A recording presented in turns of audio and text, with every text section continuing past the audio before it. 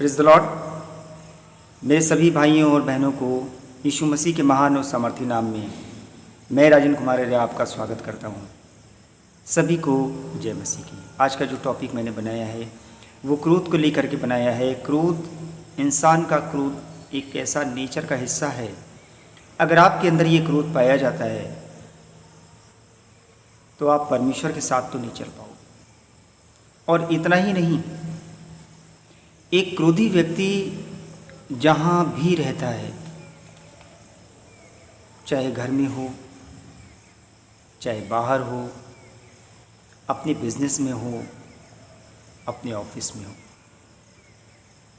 क्रोधी व्यक्ति के बहुत जल्दी झगड़े हो जाते हैं। उसको झट क्रोध आ जाता है और इसका उसे बहुत ज़्यादा नुकसान उठाना पड़ता है। मैं ऐसे कई भाइयों को जानता हूँ जिन्हें बहुत ज़्यादा क्रोध आता है। मैं ऐसी कई बहनों को भी जानता है जिन्हें बहुत ज़्यादा क्रोध आता है। और मैं आपको ये भी बता दूं कि उनका जो प्रोफेशनल बैकग्राउंड है वो अच्छा नहीं है, क्योंकि इस क्रोध की वजह से उनकी इस जॉब में दिक्कत आ जाती है। उनके इस नेचर की वजह से, क्रोधी नेचर होने की वजह से, उनके क्रोधी होने की वजह से उनके घर में, उनके परिवार में बहुत दिक्कत हो जाती है। परमेश्वर के कलाम में जाएंगे। आज देखते हैं कि परमेश्वर का कलाम हमसे क्या बातचीत करता है। याकूब की पत्री 4 अध्याय 1 वचन, तुम में लड़ाइयाँ और झगड़े कहाँ से आ गए? क्या उन सुख विलासों से नहीं जो तुम्हारे अंगों में लड़ते भिड़ते हैं? तुम लालसा रखते हो और तुम्हें मिलता नहीं, इसलिए तुम हत्या करते हो। तुम डाह करते हो और कुछ प्राप्त नहीं कर पाते, तो तुम झगड़ते और लड़ते हो। तुम्हें इसलिए नहीं मिलता कि मांगते नहीं। तुम मांगते हो और पाते नहीं, इसलिए कि बुरी इच्छा से मांगते हो, ताकि अपने भोग विलास में उड़ा दो। क्रोधी व्यक्ति, पहली बात तो अगर आपको क्रोध आता है, आप क्रोध हैं, बहुत क्रोधित हैं, क्रोध में हैं, तो आप सबसे पहले अपने पिता से, परमेश्वर से प्रार्थना करिए कि ये क्रोध आपसे दूर कर दिया जाए। अगर ये आपकी नेचर में है तो मुझे लगता नहीं है आप परमेश्वर के साथ बहुत लंबे समय तक नहीं चल पाएंगे। बहुत दिक्कत होगी आपको। मेरे भाइयों या मेरी बहन, किसी को भी अगर बहुत क्रोध आता है तो ये आपकी उन्नति का सबसे बड़ा बाधक है, आपकी बाधा है। आपको इसे हटाना पड़ेगा। आप इसे नहीं हटा पा रहे हैं तो आप परमेश्वर से प्रार्थना करिए, क्योंकि ये आपको बढ़ने नहीं आगे देगा, आपको बिल्कुल बर्बाद कर देगा। ये आपके दोस्त यार आपसे बहुत दूर हो जाएंगे, आपके रिश्तेदार भी आपसे बहुत दूर हो जाएंगे, यहाँ तक कि आपके घर वाले भी आपको पसंद नहीं करेंगे। आप सोचोगे कि आप दूसरे में ब्लेमिंग करोगे, आप दूसरे में कभी निकालोगे। लेकिन मैं आपको बताता हूँ मेरे भाई, मेरी बहन, ये क्रोध का नेचर बहुत बड़ी कमी है हमारे अंदर। अगर ये हमारे अंदर पाया जाता है तो इससे प्लीज़ प्रार्थना करिए कि खुदा इसे आपसे दूर कर दे। परमेश्वर के कलाम में जाएंगे और नीत वचन 22वां अध्याय 24 और 25वीं आयत क्या कहती है? क्रोधी मनुष्य का मित्र न होना और झट क्रोध करने वाले के संग न चलना, कहीं ऐसा ना हो कि तू उसकी चाल सीखे और तेरा प्राण फंदे में फंस जाए। यहीं तक नहीं होता है कि क्रोधी मनुष्य के साथ में रहने से सिर्फ ऐसा नहीं है कि वो घर में झगड़े फैलाता है। एक व्यक्ति अगर आपके घर में क्रोध करने वाला है तो मेरे भाई या मेरी बहन, आप खुद जानते होंगे कि घर का माहौल कितना कष्टमय हो जाता है, कितना दुख होता है। झगड़ा होता है जब घर में तो बहुत तकलीफ होती है।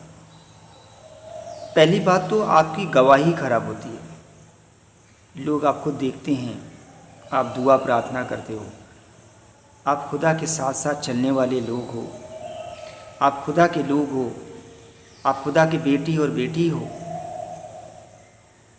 जब आपके घर में झगड़ा और कलह होता है, सिर्फ ये नेचर की वजह से बहुत तकलीफ देता है। आपको भी बहुत दुख होता होगा कि मैं करना तो नहीं चाहता हूँ, लेकिन ये मुझसे हो जाता है। ये क्रोध की आत्मा अगर आपके अंदर में है तो ये आप में इसी तरह का रिजल्ट देगी। आप प्रोग्रेस नहीं कर पाओगे, आपको पतन की ओर ले जाएगी। एक बात मैं और बताना चाहूँ, याकूब की पत्री 3 अध्याय और 14वीं आयत, पर यदि तुम अपने अपने मन में कड़वी डाह और विरोध रखते हो तो सत्य के विरोध में घमंड ना करना और ना तो झूठ बोलना। और 16वीं आयत कहती, क्योंकि जहाँ डाह और विरोध होता है वहाँ बखेड़ा और हर प्रकार का दुष्कर्म भी होता है। डाह और विरोध होता है वहाँ बखेड़ा, ये जो झगड़े रगड़े लड़ाइयाँ ये सब डाह करने से होता है। और अगर कहीं क्रोधी हैं आप तो समझ लीजिए कि बहुत ज़्यादा बुरा है, अच्छा नहीं। प्लीज़ इसे दूर करना होगा, ये आपको चलने नहीं देगा, आप इसमें नहीं चल पाओगे। क्रोधी नेचर को लेकर के क्रोध की आत्मा अगर आपके अंदर में है तो आप ना तो अच्छी तरीके से अपने जॉब में काम कर पाओगे। कभी ना कभी तो थोड़ा बहुत क्रोध तो आता ही है सभी को। कहते हैं ना, कलाम कहता है क्रोध तो करो परंतु पाप मत करो। तुम्हारा क्रोध सूर्य अस्त होने तक शांत हो जाए। इसका मतलब ये नहीं है कि कलाम ने कह दिया कि क्रोध तो करो परंतु पाप मत करो और सूर्य अस्त होने तक तुम्हारा क्रोध शांत हो जाए तो बार बार क्रोध करो, कि कलाम ने तो कह दिया सूर्य अस्त तो अभी हुआ नहीं है। फिर जम के हो जाए लड़ाई झगड़ा, शाम को प्रभु से क्षमा मांग लेंगे, दुआ मांग लेंगे, दुआ कर लेंगे प्रभु से, प्रभु क्षमा कर देगा, प्रभु हमारा बहुत दयालु है। देखिए ऐसे नहीं चल पाएगा। गंभीरता से रहिए, समझिए कि जीवित परमेश्वर का वचन आपसे क्या कह रहा है, आपको क्या सिखाना चाहता है।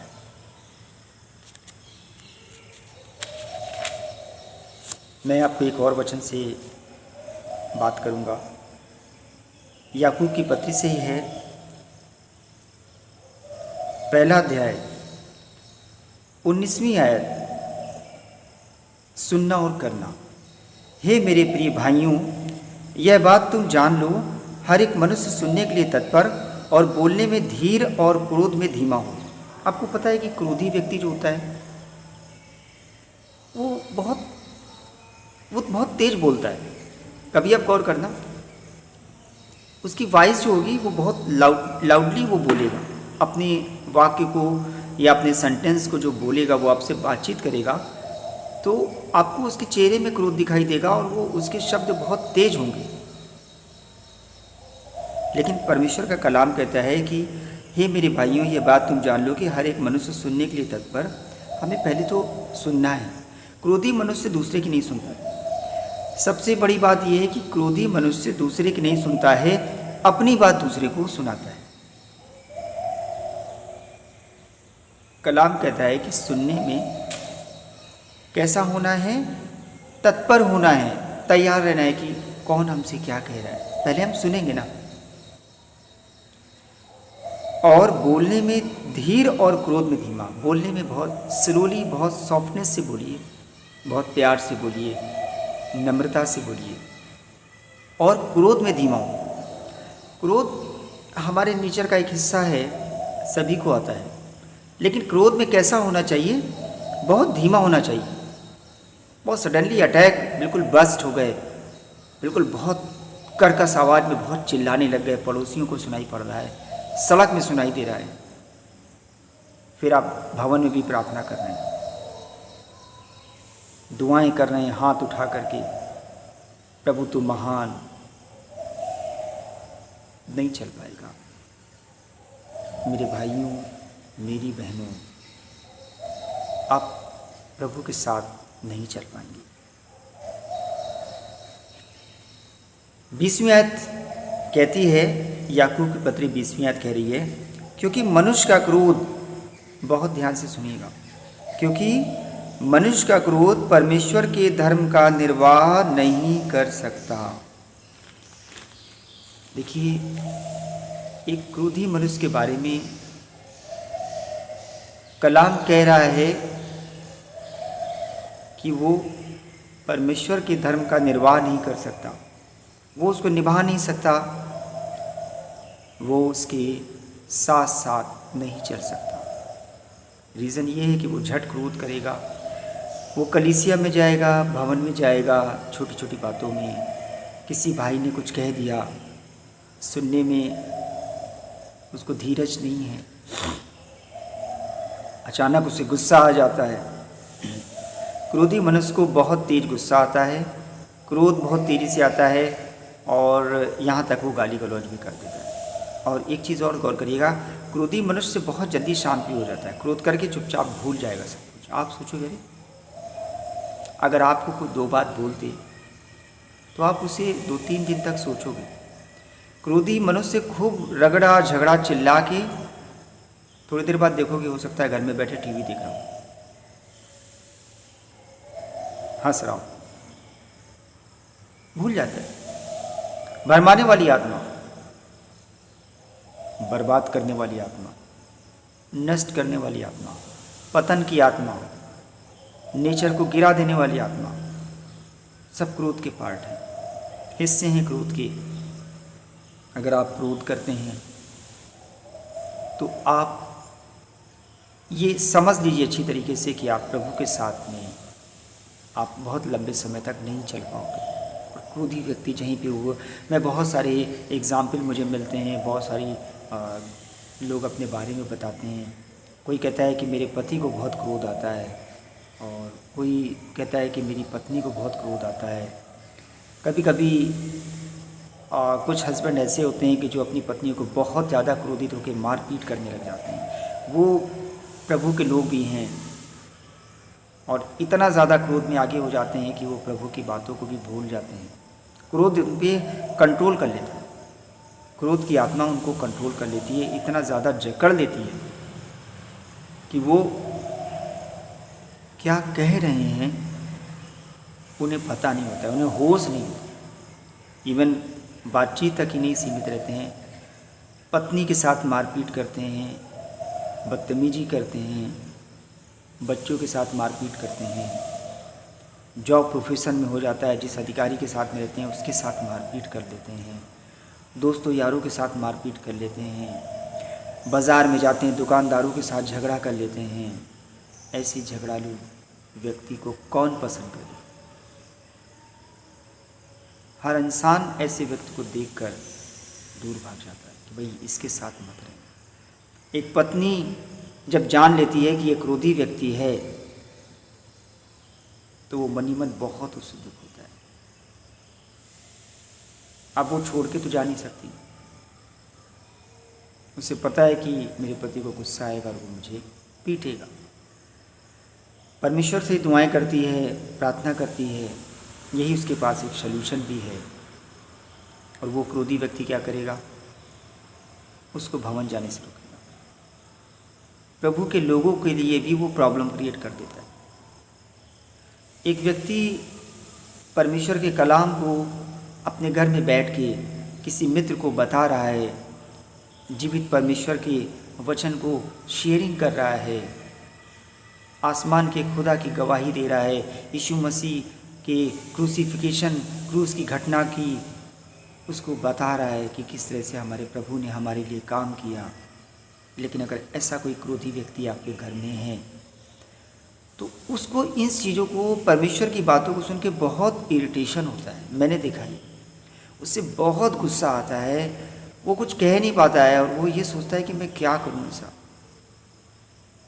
तो जब वो कुछ नहीं कर पाता है, या तो वो अपने पिता पे हाथ उठा देगा, अपनी माता पे हाथ उठा देगा, अपनी बहनों पे हाथ उठा देगा, इतना वो क्रोध में कर जाता है। और कभी कभी वो अगर ऐसा नहीं करता है तो वो उस जगह से छोड़ के चला जाता है, और वो अच्छा ही करता है।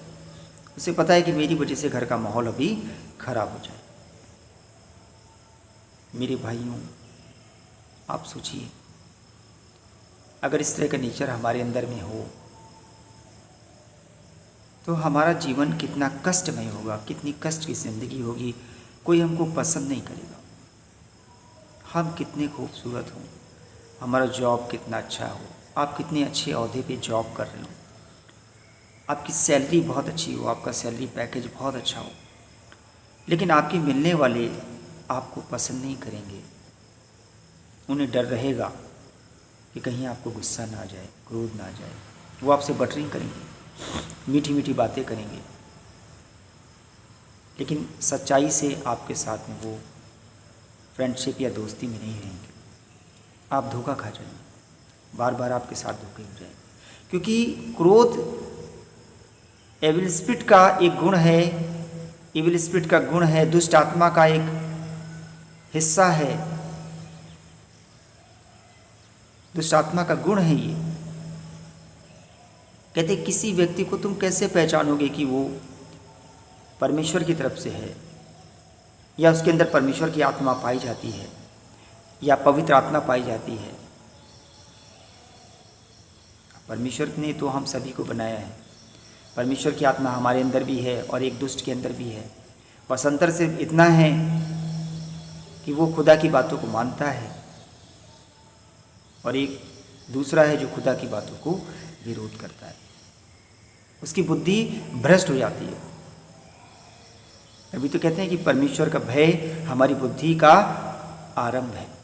जब हम परमेश्वर के भय में रहते हैं, परमेश्वर का कलाम जो हमसे कहता है हम डरते हैं, तो हमारी विजडम, हमारी बुद्धि और हमारे ज्ञान की शुरुआत होती है। बाइबल ये कहती है कि परमेश्वर का भय मानने से बुद्धि की शुरुआत होती है। आप भय मानेंगे, जो परमेश्वर का कलाम कहेगा आप वो काम करोगे। जिस बात की वो चेतावनी देगा, वार्निंग देगा कि आप इसे नहीं करो, आप उसे नहीं करोगे। क्रोधी व्यक्ति के लिए सबसे बड़ी प्रॉब्लम, वो अपने खुद का जीवन नर्क बना देता है। एक क्रोधी व्यक्ति अगर घर में है तो उसकी खुद के जीवन में बहुत प्रॉब्लम होती है, उसके जॉब प्रोफेशन में बहुत प्रॉब्लम होती है, जहाँ वो जॉब करता है वहाँ उसकी दिक्कतें खड़ी हो जाती हैं। अपने दोस्त यारों में उसे धीमे धीमे प्रॉब्लम शुरू हो जाती है, रिश्तेदारों में भी धीमे धीमे लोग उसको पहचान लेते हैं और उससे दूरी बना लेते हैं। घर में भी लोग उससे एक डिस्टेंस रखते हैं, डरते हैं कि कहीं झगड़ा ना हो जाए, या कोई घर में कोई ओकेज़न या पार्टी हो रही है, कोई सेरेमनी मनाई जा रही है और ऐसे में वो क्रोधी व्यक्ति आ जाए तो लोग सोचते हैं थोड़ी देर के लिए बाहर चला जाए। माहौल शांत, लोग, कोई नहीं चाहता है कि झगड़ा हो, कोई नहीं चाहता है कि लड़ाइयाँ झगड़े हों। क्रोधी व्यक्ति, इवन क्रोधी व्यक्ति भी नहीं चाहता है कि ऐसा हो। मैंने बात की बहुत सारे क्रोधी व्यक्तियों से जिनको बहुत गुस्सा आता है, वो खुद भी नहीं चाहते कि ऐसा हो, लेकिन वो उनके अंदर एक चीज़ मैंने देखी है कि वो अपनी बात को मनवाने की कोशिश करते हैं। वो सामने वाले की बात को नहीं सुनते हैं। जैसे वचन ने कहा है कि सुनने में तत्पर हो और क्रोध करने में धीमा हो। सुनने में वो तत्पर नहीं होते, वो तत्पर की बात छोड़िए, वो सुनते ही नहीं। क्रोधी व्यक्ति आपकी बात सुनेगा नहीं, अपनी बात आपके ऊपर थोप देगा। क्या होगा ऐसे लोगों का? इनके चारों तरफ का माहौल तो खराब होता ही है। इनके पारिवारिक माहौल भी बहुत दुख में होता है, बहुत ज़्यादा तकलीफ होती है इनके परिवार में भी। इनके बच्चों में भी बहुत एक डर होता है, वो डरे डरे से रहते हैं। परिवार का हर आदमी डरता है कि अभी कहीं कुछ गड़बड़ ना हो जाए। वो व्यक्ति अपने जीवन में सफलता प्राप्त करना तो चाहता है, लेकिन अपने इस नेचर की वजह से वो सफल नहीं हो पाता है। क्या है इसका सलूशन? क्या होगा इस व्यक्ति का? सिर्फ एक रास्ता है, खुदा की शरण में आ जाना,